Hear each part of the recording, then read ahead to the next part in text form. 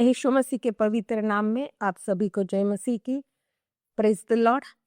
आज हम फिर से पवित्र वचनों में से हमारे जीवन के लिए कुछ सीख लेना चाहेंगे और उसके लिए मैंने जो शास्त्र भाग चुना है उसका हेडिंग है फल रहित अंजीर का पेड़।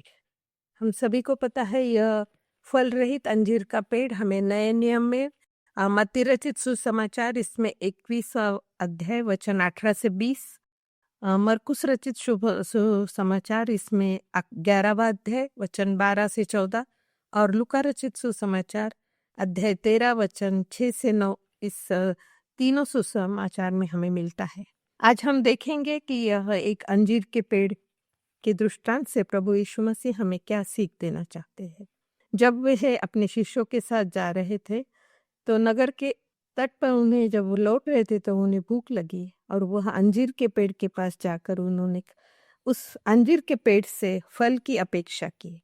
वह उस अंजीर के पेड़ के पास जाकर उसने वहां देखा तो वहां एक भी फल उस अंजीर के पेड़ पर नहीं था।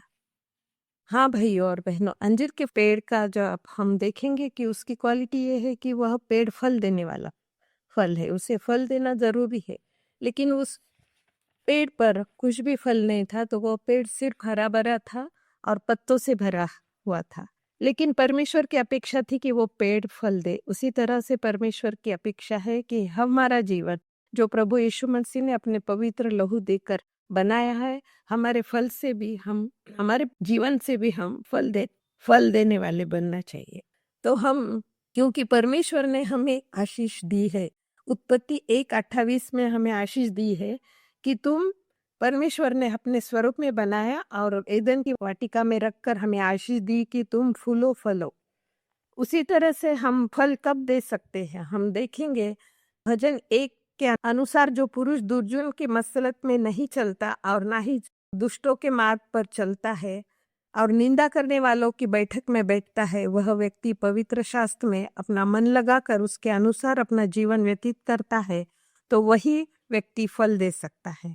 हम किस तरह से फल देख सकते हैं? अगर हम देखना चाहेंगे यूहन्ना रचित सुसमाचार 15वां अध्याय और 1 से 6, अगर तुम मेरी टहनी हो, जो मुझ में बना रहेगा वही फल दे सकता है।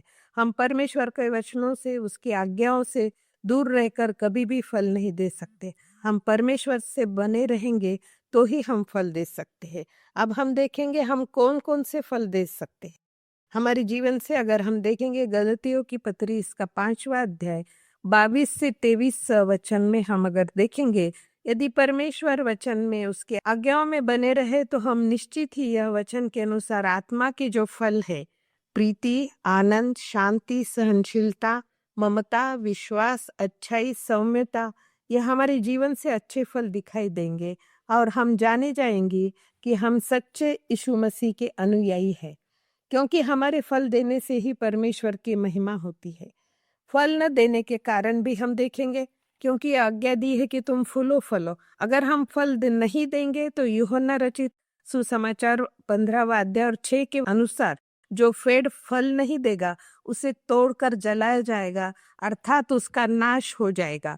क्योंकि वचन के अनुसार परमेश्वर ने हम सबको एक उद्देश्य के साथ हमें बनाया है, अपना पवित्र लहू बहाकर हमें शुद्ध किया और हमसे प्रीति रखता है और यही चाहता है कि हमारे जीवन फलदायी बने। ऐसा आशीष परमेश्वर ने हमें दिया है। हम फल देने से परमेश्वर हमें अपना शिष्य कहता है, क्योंकि यदि हम फल देने वाले बने तो परमेश्वर पिता का गौरव होता है। इसलिए भाइयों और बहनों, हमें परमेश्वर बार बार मौका दे रहा है, वचन के द्वारा हमसे बात कर रहा है, आज्ञाओं में रहने के लिए कह रहा है, वचन का पालन करने के लिए मौका हमारे जीवन में इन दिनों परमेश्वर दे रहा है।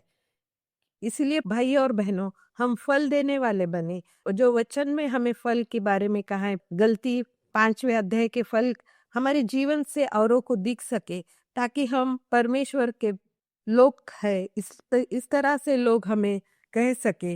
आज तो इस जीवन में यदि हम उसकी अपेक्षा में खरे नहीं उतरते, फल देने वाले नहीं बनते हैं, तो उस पेड़ को वह तोड़ देने की बात कह रहा है और उसे अग्नि में डालने की बात। तो आइए हमारे जीवन से हम परमेश्वर को फल देने वाले बने रहे। आमीन।